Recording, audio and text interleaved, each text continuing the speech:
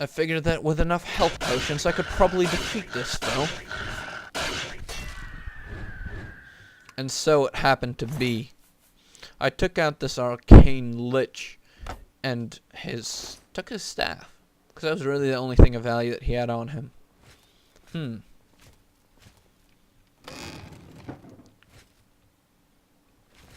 Indeed.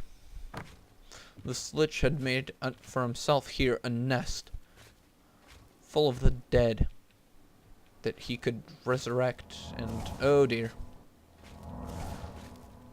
I saw a ghost coming for me, and I did not know if I would be able to hurt him with the weapons that I had on me.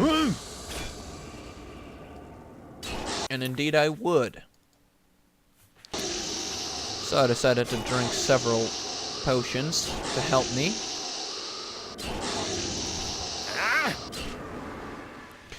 This tormented spirit could heal himself.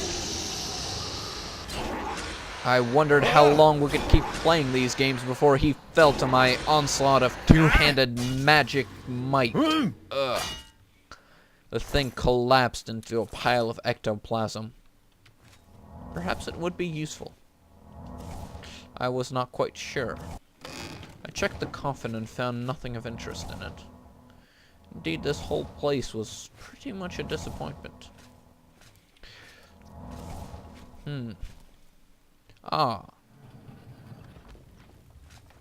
There was a switch upon the statue which I had not noticed previously that let me explore a whole new part of this system. As soon as I slashed through the webs, and oh dear. Oh dear. A black widow spider, a creature most foul, shot me with its paralyzing toxins and proceeded to hump my legs. This creature was not interested in fair combat or honor, for no one should hit a man while he is down. It is great dishonor and brings shame to the whole family. I used my own magic to light my way through this room. A coffin gave to me 15 gold and a teleport rune. I did not have enough magic to continue casting spells to light my way. I would have to be more careful here, as I entered the depths from which that foul spider had crawled. It led me to a pretty well-lit cave, actually, surprisingly enough. Interesting stuff. This was an odd cave, not like the others. It did not have mushrooms. And I found a trap door that led me out of that cave and into another cave. Most curious. Most curious indeed. I looked around the room and found yet again more mushrooms that I could gather and decided to do so. After all, there's no such thing as having enough mushrooms, and apparently the mushroom trade was my best bet for making money. Seeing as how I had nobody that would be willing to buy the things which I had stolen, making them quite worthless. Perhaps later on I would find some thieves interested in some properly good stuff. Maybe a fence or something of the like. However, for now,